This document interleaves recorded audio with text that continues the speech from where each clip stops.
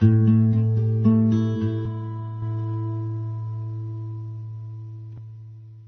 story of Adam's boys is next. What do you bet Muhammad twists this Bible account for his benefit? Tabari. The story of Cain and Abel was told by Allah to Muhammad in the Koran, saying, "Recite to them the meaning of the people of the book, the story of the two sons of Adam truthfully, to the end of the story."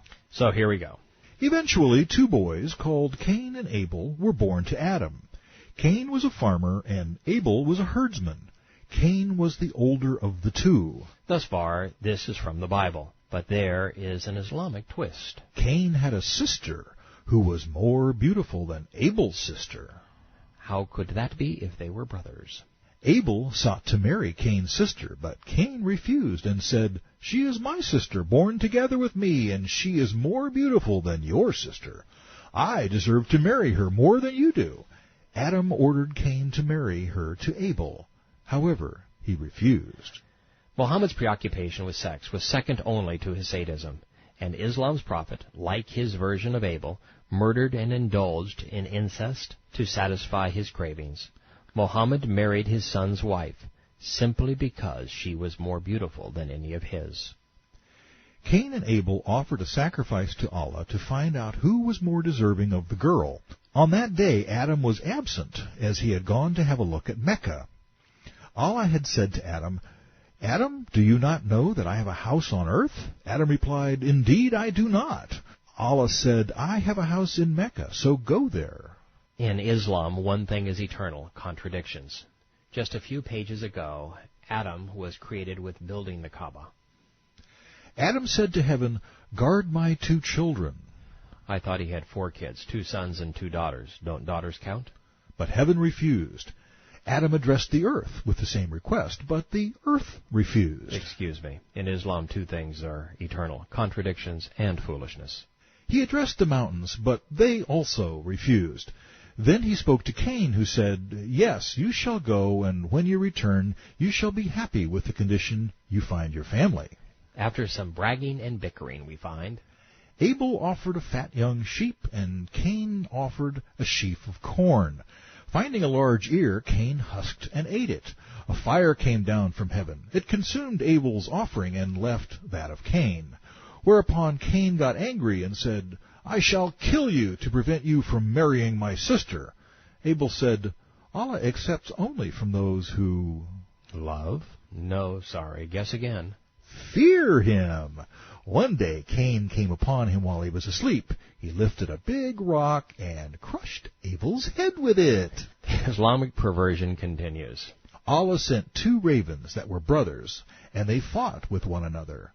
When one killed the other, it dug a hole for it and covered it with soil. When Cain saw that, he said, "Woe to me! I am incapable of being like that raven, so as to conceal my brother. Woe to me! Am I incapable of being like that raven, so as to conceal my brother?" This explains Allah's word, and Allah sent a raven to scratch a hole in the earth in order to show him how to conceal his brother. This would become Quran 531. Allah's idea of dealing with guilt is to hide the evidence. I want to let you in on a little secret. These fanciful tales didn't come from Allah, or even Muhammad's vivid imagination. They were pilfered from the Jewish Talmud, an uninspired collection of myths and fables. With that in mind, let's spend a moment in the 5th surah. After a dialogue between Moses and the Israelites in the wilderness, the scene jumps abruptly 2,000 years back in time. Verse 27, "And relate to them the story of the 2 sons of Adam with truth when they both offered an offering, but it was accepted from one and was not accepted from the other. He said, 'I will most certainly slay you.' The other said, 'Allah only accepts from those who fear. Surely I fear Allah. Surely I wish that you should bear the sin committed against me and your own sin, so that you would be one of the inmates of the hell fire. And this is the recompense of the unjust.'" The hadith we just listened to was designed to give the Quran the context it otherwise lacks. It explained the nature of the beef, or lamb as the case may be. So you may have noticed that Abel is meaner in the Koran than he was in the Hadith. Like Muhammad, he condemned his brother to the hellfire. So the Quranic Cain and Muhammad have a great deal in common. Koran 5, verse 30. His mind facilitated to him the slaying of his brother, so he slew him. Then he became one of the losers. Then Allah sent a crow digging up the earth so that he might show him how he should cover the dead body. He said, "Woe to me! Do I lack the strength that I should be like this crow and cover the body of my brother?" So he became of those who regret.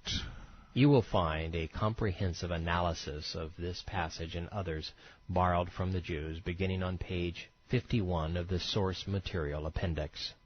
The Quran abruptly transitions from crow behavior to a justification from genocide. Koran 5, verse 32. For this reason did we prescribe to the children of Israel that whoever slays a soul, unless it be for manslaughter or for mischief in the land, as it is thought he slew all men, our apostles came to them with clear arguments, but even after that many of them certainly act extravagantly in the land. Not only is the causal link unintelligible, the moral lesson is insane. Allah is saying that it's okay to kill Jews if they're causing mischief, such as tormenting the prophet by scoffing at him. Allah is thus giving Muhammad a carte blanche for mass murder. And he took it. Muhammad slaughtered thousands of Jews in genocidal rage. This chilling verse exposes the real Muhammad. Koran 5, verse 33. The punishment for those who wage war against Allah and His Prophet and strive to make mischief in the land is only this, that they should be murdered or crucified, or their hands and their feet should be cut off on opposite sides, or they should be imprisoned. This shall be as a disgrace for them in this world, and in the hereafter they shall have a grievous punishment. They would like to escape from the hell fire, but they will never succeed, and their suffering shall be eternal. He punishes whom He wills. Stunning, isn't it?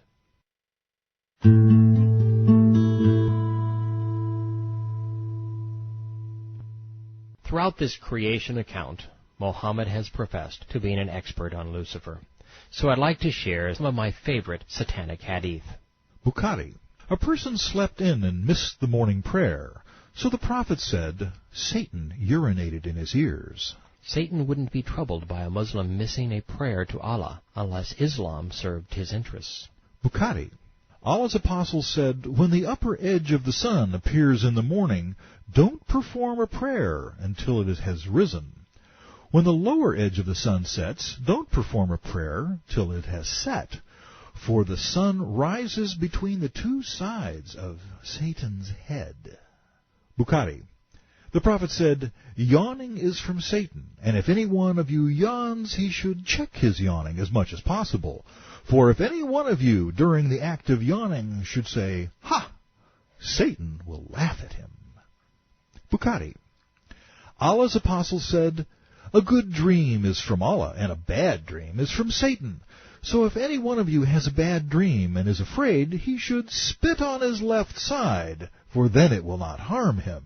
The moral of the story is, sleep on the right side of the bed. Bukhari.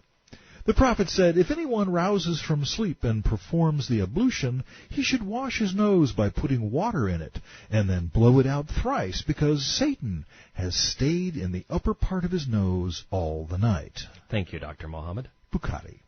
Allah's apostle said, when you hear the crowing of cocks, seek blessing. Their crowing indicates that they have seen an angel. When you hear the braying of donkeys, seek refuge, for their braying indicates that they have seen Satan. Based upon what we have heard thus far, the Quran and Hadith sound a lot like the braying of donkeys. Do you suppose we have seen Satan in them?